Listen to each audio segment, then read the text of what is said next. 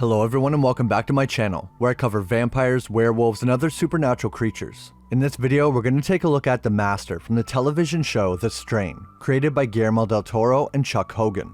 The show is based on the book trilogy of the same name, also created by Guillermo del Toro and Chuck Hogan. I want to look at the origins of The Master, his connection to the Archangel of Death Ozriel, and what made him unique among the seven ancients. If you enjoy videos about vampires and other supernatural creatures, leave a like and subscribe for new videos every week. Before we get into the ancient vampires, I'm very happy to announce that Bespoke Post has returned to sponsor another video. They provide a box of awesome each month containing a wide variety of high quality products. I've enjoyed every box that I've picked out so far. 90% of the products come from small brands, many of which are based in the US. I got this amazing knife in the Terror box made by Bare Bones based in Salt Lake City. Every month they introduce their members to cool new products, outdoor gear, barware, home and kitchen goods, clothing, and more based on a preference quiz you fill out. Every box of awesome has around $70 worth of goods inside, but only costs you a fraction of the value. Each month you'll get a box of awesome assigned to you, and before it's shipped you'll get a preview of what comes inside. You can decide if you'd like to 1. Keep it, 2. Swap it for a different box, or 3. Skip the month entirely for no charge. You only pay for what you want, plus they're always adding new boxes. This time I got the Terra box that comes with a field knife, detox scrub bar with gold moss and activated charcoal, and an Audubon bird call, which will attract all different songbirds. So far I like using the bird call to mess with my cat. This knife made by Bare Bones is really unique. Everybody I show it to wants one. Its design is based on the traditional Japanese multi-tool called the hori hori. Their version has a normal edge on one side and a serrated edge on the other for cutting through anything. It also has this notch for cutting twine or fishing line. Plus, it also doubles as a bottle opener. The blade of the knife has a curve, so it can be used as a shovel if you need to dig, and it has depth markings. You can even hammer things with the pommel located on the back of the bamboo handle. Last time I got the Bullseye box that came with these throwing knives made by Titan International, a sheath to store them in, and a canvas target for practice. I'm still having a lot of fun with these. You can get 20% off your first box of awesome.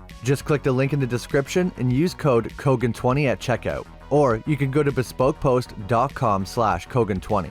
That's Cogan20 at checkout, and the link will be in the pinned comment and description below. A big thanks to Bespoke Post for sponsoring another video. Now, we can dive into the ancient vampires from The Strain. Within the world of vampire lore, there are so many origin stories, each with its own brand of terror and mystery. But the story of The Strain is one of my favorites. At the heart of the story is the Master, one of the most unique vampires ever created.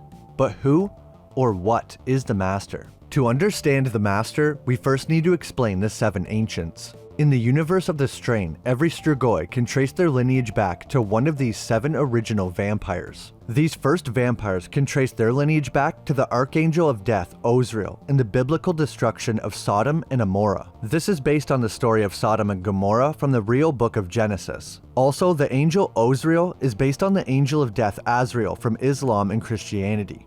This is how the ancients were created. Long ago, heaven declared war on earth. The cities of Sodom and Gomorrah, steeped in sin and vice, were a stain upon the world. Their sin reached such heights that 3 angels were sent to destroy the cities. Ozriel, the archangel of death, along with his brothers Gabriel and Michael. They descended with a mission: to destroy the 2 cities. Before the cities burned, Ozriel and the other angels stayed in a home nearby to study the cities before the attack. While staying with the family, Ozriel felt an unusual curiosity with human blood. It gave life to humanity, and therefore contained a small piece of God's divine power. Ozriel goes into the city of Sodom disguised as a human. The angel is beckoned by a woman working in a brothel. Overcome by a dark curiosity, he bit her neck and drank her blood. This act only ignited an insatiable bloodlust within the archangel, and the 2 cities lie in ashes. But Ozriel, still caught up in his thirst, attacked his own brother Michael,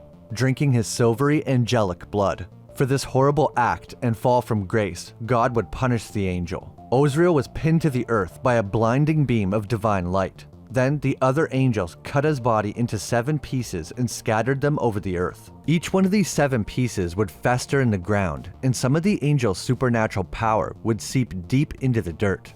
At these sites would be the birth of the worms.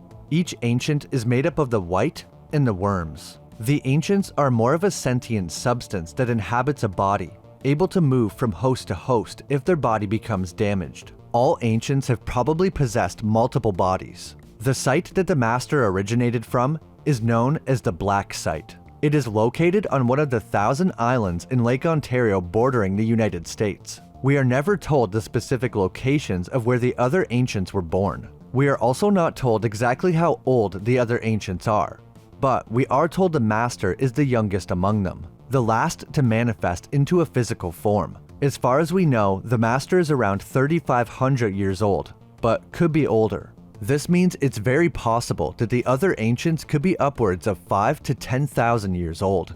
The ancients have existed for millennia and have witnessed the rise and fall of empires. While they keep to the shadows, their influence is vast, and they have many loyal followers. For a long time, the ancients all worked together, but they were split into two groups. The master and 3 others resided in the Old World, aka Europe and Asia. The 3 other ancients lived in the New World. These are the 3 seen in the TV show, living in the secret location under New York City. The worms allow the ancients to turn other people and also control them. All Strigoi operate like a hive mind, so if one Strigoi sees you, they all know where you are. When the master turns someone, he will have full control over them and know everything they know. But if another ancient turns someone, then the master would not have control over them. Each ancient can only control Strigoi infected with their strain. The 7 of them were born from a piece of the angel Ozriel. Because of this, the ancients share a special connection. The ancients will sometimes refer to Ozriel as Sauriel. This is also what they call themselves.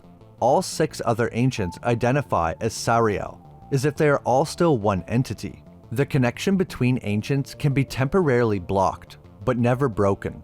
Here's a quote about Ozriel from the book. Ozriel has as many eyes and as many tongues as there are men on earth.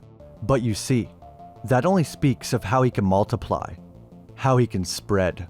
Each individual represents a fragment of the once mighty archangel. Their behaviors, desires, and even their natures are influenced by the specific part of Ozriel that they came from. The master is by far the most bloodthirsty and best representation of Ozriel's relentless ambition and loss of control. This is because the body part that the master was born from was the throat, the part responsible for drinking the blood of humans and angels alike. Aside from his bloodthirsty nature, there's other stark differences between the master and his brothers. To the other ancients, immortality is a precious gift, a privilege to be bestowed upon a chosen few. They view it as a sacred covenant, the highest honor. Throughout the series, we see very few vampires that have been turned by the other ancients. The master, on the other hand, has a very different idea about immortality. Rather than being selective, he envisions a world where the vampire virus spreads like wildfire, turning humanity into his pawns. He also wishes to kill the other ancients to rule alone. Given these two very different approaches, it's no surprise that tensions between the master and the other ancients run high. While the others wish to maintain a balance and rule from the shadows, the master's ambitions threaten to tip the scales, endangering not just the human world, but the vampire species as well. The master's grand plan is to infect as many people as he needs in order to gain control. He successfully takes over New York using his army of Strigoi. At one point, the master even orchestrates a bomb to be detonated in New York, which leads the skies to being darkened for quite a long time, allowing the Strigoi to roam freely in the day and take over. The master has giant farms built to harvest blood from humans. If the master gets his way, all humans will be put into these camps and treated as nothing more than food.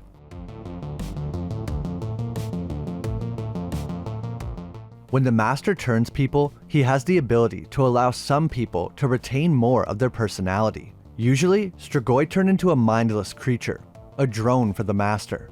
However, some like Eichhorst and Kelly Goodweather keep their personality and have more free will and control over their own actions. The master only does this to those that he knows are completely loyal.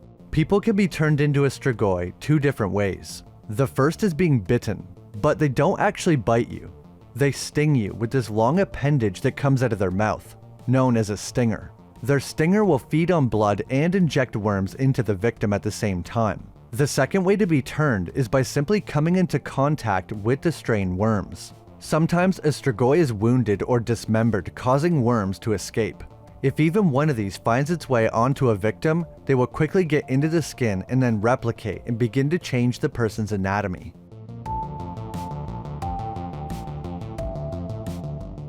The ancients can transfer to a new host. They do this by regurgitating the crimson worm along with all the other worms into the new body. Normal strigoi are similar to rodents because they have no gag reflex. This is what allows the humans to poison strigoi with blood thinners. The ancients, however, can regurgitate the worms to transfer bodies, so they probably can't be poisoned in the same way.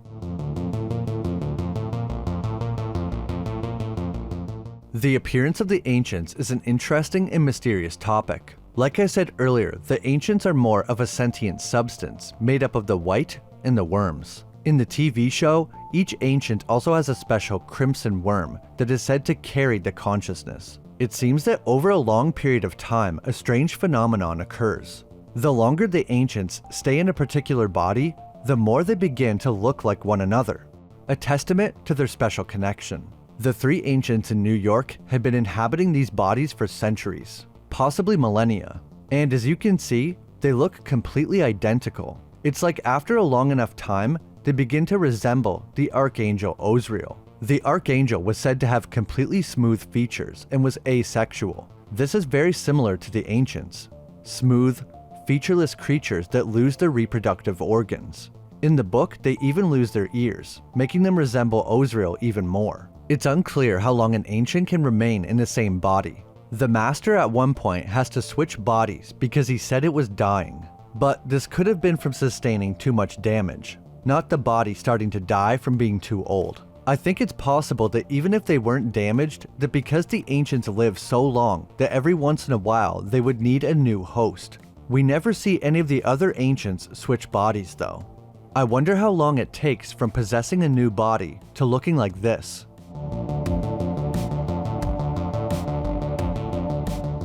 The master has a much different approach than his brothers. He doesn't confine himself to a single form for extended periods of time. His habit of changing hosts much more often does have a purpose. By constantly shifting his appearance, he remains elusive, unpredictable, and above all, a challenge to identify and hunt down.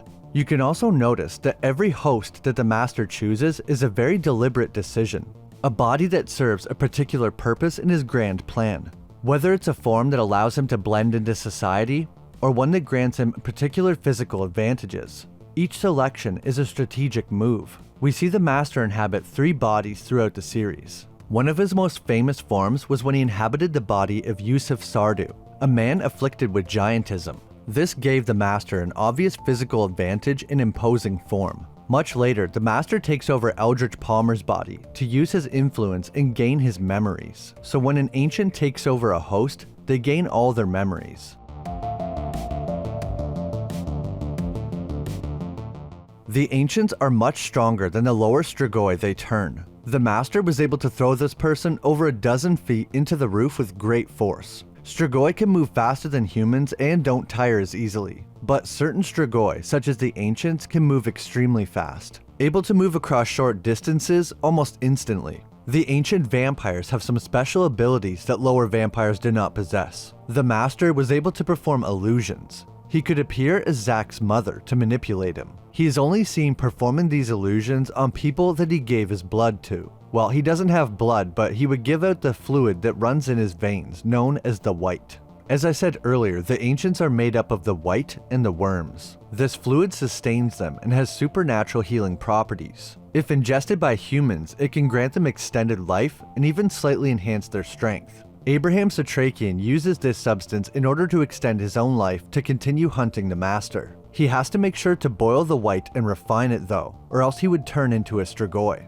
Somehow, the master is able to give out the white directly from his body without turning people, probably because he has complete control over the parasites inside him. Abraham found out how to use the white through some very old writings that detailed how to use it without being infected. This means that somebody prior to Abraham was experimenting with the white.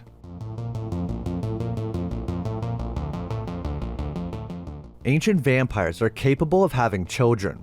Kinda. Strigoi actually lose their genitals and resemble the archangel Ozriel, being asexual. However, there is a way for them to reproduce. In the year 40 AD, under the reign of the infamous Roman Emperor Caligula, a shadowy figure moved behind the scenes, an advisor for the emperor. This figure was none other than the Master, going under the alias Thrax. While serving as his chief advisor, Thrax manipulated the emperor, guiding his decisions. It's not clear if the emperor knew that the Master was a vampire, but he was provided women to feed on, so presumably he did. This was a great setup for the Master, until an unforeseen turn of events. As Thrax was going about his usual feeding, he mistakenly fed on a pregnant woman. He had specifically requested no pregnant women, but one made it in by accident. As soon as he stung the woman, he knew something was wrong. In the Master's confusion, the woman was able to make a quick escape before anyone could notice. The Master ordered for her to be hunted down, but they couldn't find her, and she eventually gave birth to her son, Quinlan. It's said he was born in a cave near an olive grove in Sicily. It's interesting that the Master specifically requested no pregnant women, suggesting that he's had this happen before. Quinlan is what is known as a Born, or a Daywalker. He is a half vampire and the Master's son. The two have a special connection just like the other ancients, able to sense where each other are. Quinlan's biology is unique compared to all other Strigoi. He is not as strong as his father, but he is much stronger than all normal Strigoi. Plus, he retains his own free will and cannot be controlled by the Master. This could be because Quinlan has no bloodworms. He can also walk in the sun, which is why he is employed as the bodyguard and hunter for the three ancients that inhabit New York. Half Strigoi, or Dhampirs, are very rare and only a handful have ever existed. At first, Quinlan wanted nothing to do with the ancients, his father, or the war between them. All he wanted to do was settle down and live a normal life. And for a while, he did.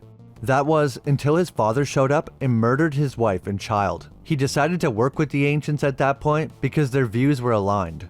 Both of their goals were to kill the Master at all costs.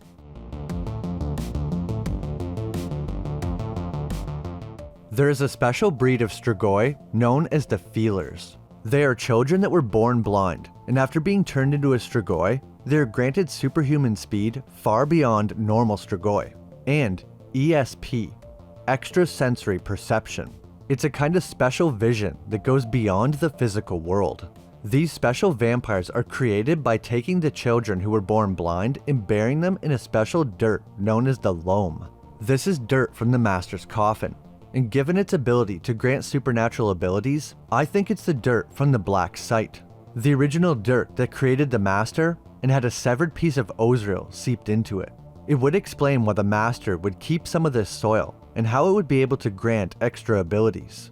Whenever the Master seeks someone or something, he will send the Feelers. They are also extremely deadly given their speed and stealth. The Master chooses Kelly Goodweather to be a kind of mother to the Feelers and look after them. It's not clear if this is a common practice or if they always have a kind of leader. For some reason, after the Feelers are created, Kelly kills one of them immediately. Some people speculate it's because the child may not have been fully blind, therefore the transformation wasn't properly completed, or the Feeler wasn't accepting Kelly as the leader.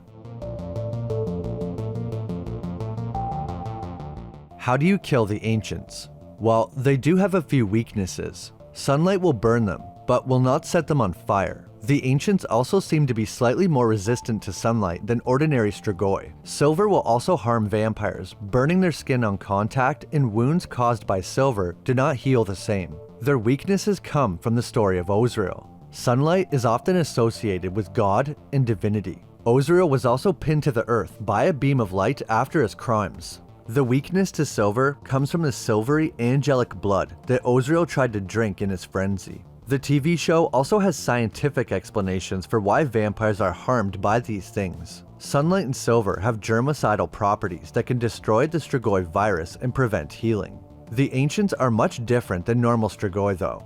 To kill the ancients, you must destroy their body completely, including the special crimson worm inside them. This differs slightly between the show and the books. In the TV show, the Master was killed by luring him underground and setting off a massive bomb, destroying his entire body and the crimson worm inside. However, in the book, destroying the ancient's body alone isn't enough. They also had to detonate a nuclear bomb on the Black Site, the Master's place of origin, which was in the Thousand Islands. By the end of the story, the ancients were all dead, and after the Master was finally killed, all 7 parts of Ozriel's consciousness were reunited and welcomed into heaven as one being. The characters in the show figured out how to kill the Master and the location of the Black Site from a book called the Acetal Lumen. This book is a complete account of the first rise of the Strigoi. It's described as a medieval manuscript, bound in leather with pure silver cover and spine. This was to keep any Strigoi from reading it. The book contains a secret text under the readable text that can only be seen in direct sunlight. Again, a defense against Strigoi. The ancients refer to the Acetal Lumen as the Silver Codex. It's likely that the book also contained the origin sites of the other ancients. The information in the Acetal Lumen was first found on stone tablets, similar to the story in the Bible. When the characters in the show are studying the book, we see a seal of Hagenti. I'm sorry if I'm pronouncing that wrong. In demonology, Hagenti is a president of hell, ruling over 33 legions of demons. I guess if the Strigoi are descended from angels, then demons are real too. Although I wonder why that would be in the Acetal Lumen.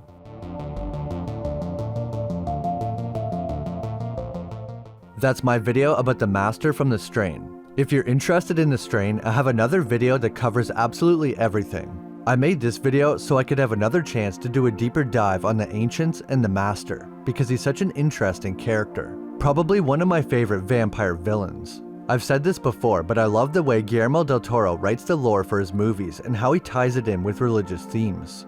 Eventually, I want to cover his movie Kronos, which is another really interesting take on vampires involving an ancient scarab. Let me know if you guys would like to see that. If there's any other movies, TV shows, or video games you want me to cover, please leave them in the comments below, as I always read through them. If you enjoyed, leave a like, and subscribe if you haven't. It helps out a lot and I really appreciate it. As always, a big thanks to my members for supporting the channel.